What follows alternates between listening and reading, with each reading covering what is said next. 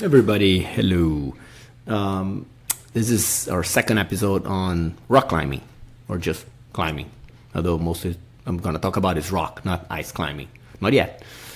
Um, so, first episode I talked about how to get started, right? So you watched, I joked a bit about you went to Netflix and you watched Free Solo with Alex Honnold or The Dawn Wall with Tommy Caldwell, and you're like, oh my god, I want to do it. How do you go about climbing, rock climbing?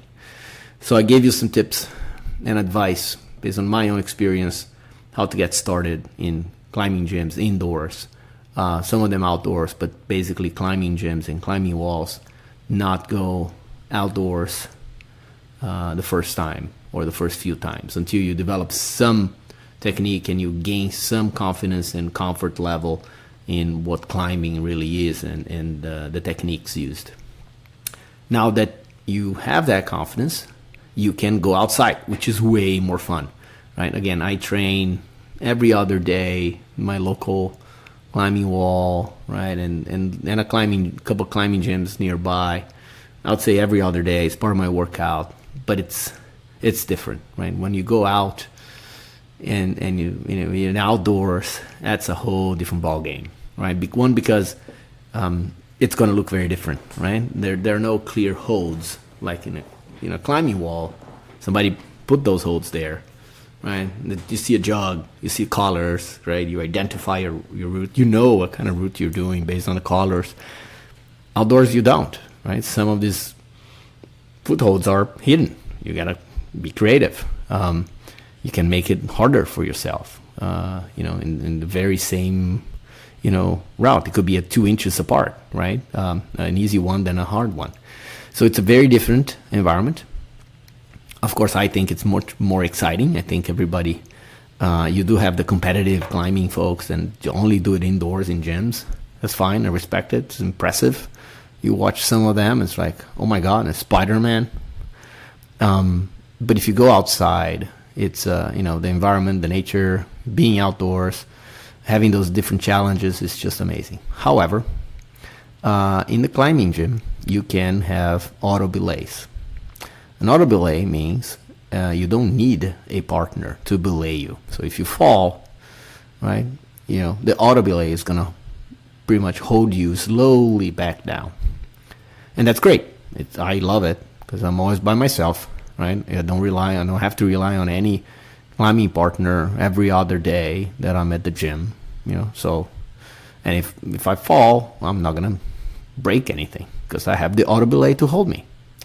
Well, if you're outdoors, there are no auto belays in any mountain, as far as I know. Maybe somebody installed one. You don't be very popular though. So you need a partner. So the first thing, even before selecting where you want to go, is find a partner. In my case, I find professional people to be my belay partners and to be my climbing partners. I don't have many friends who are amateurs like I am. That's one problem. But really, it is about knowing and trusting pretty much your life in somebody else's hands. And I like that person to be a professional.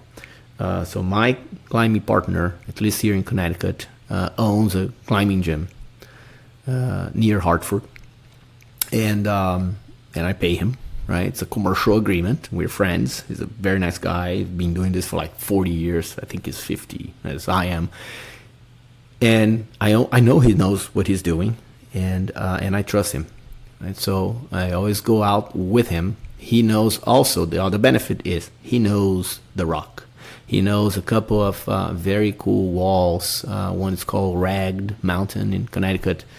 He knows them very well. He even knows the level of difficulty in those routes. So what happens is I schedule with him, and we go, right? He belay me. He will eventually lead a certain route and set up the anchor so we can do it together. He will help me rappel down, and then we go back up. So we make the whole experience, very, very different from just driving to the gym and going up and down and coming back home. you need to allow at least 4 hours. That would be my recommendation, right? More than that, as you start with, it's too tiring.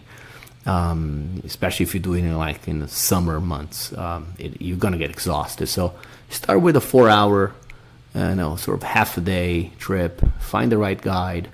Ask them about the mountains. Ask them about the level of difficulty and what you're gonna find, and how you're gonna do it. Right? You're gonna rappel down and then go up, because you can go around the mountain typically and go up. Or he's or she is going to lead first, set the anchor, and then belay you, right? Either way, it's multi-pitch, single pitch, without getting too complicated here. It's a great experience.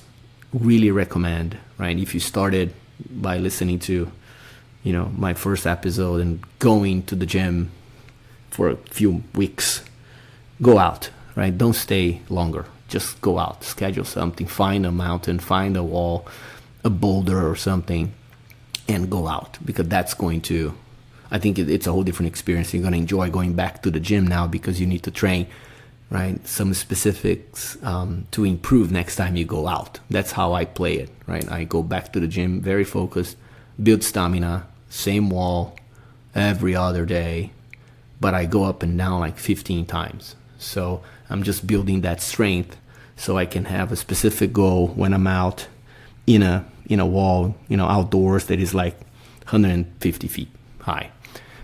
You need to build that stamina. So go up and down like I do 15 times typically in about 30 minutes in the gym. It's a little bit boring, but it builds, my body to go outdoors, which is really fun. That's really the extreme excitement, adventure spirit. That's what it is climbing, I think, in my opinion. All respect to the folks who do it competitively in gyms and even in the Olympics. So the last piece of advice is that I learned, although I'm climbing like a 5'10" with ease, rating wise, right, in the gym. So okay, this is a 5'10", 5'9", that's a piece of cake. Every time I go outdoors, it's not equivalent. Right, so a 5'10" outdoors is much harder, in my experience, than a 5'10" in the gym. It's very subjective how those ratings are set, especially if you start talking about like within the 5'10". You can have 5'10A, 5'10B, 5'10C. Those ratings are so granular that they're subjective, right? There's general consensus. I think it's clear if it's like a 5'7" or a 5'9", let's put it this way. But if you start talking about this is a 5'10", this is a 5'10D or a 5'11", outdoors it's much harder because the possibilities are greater, right? Every piece of the rock is game on, right? Think about it. So you can make it harder, you can make it easier. So I found that generally speaking, like and I'm comfortable with a 5'10", 5'11" in the gym, I will bring it down, one or two numbers to like a 5'9", a 5'8" outdoors. It's my experience. It's pretty challenging, and every time I try the same rating, the same grade that I can do in the gym, I just simply can't do it. So think about that. Even before you climbing, it's like, hey, yeah. First time you go out, second time you go out, if you're doing a certain rate level of difficulty in the gym, bring it down one or two. Be my recommendation, bring it down two.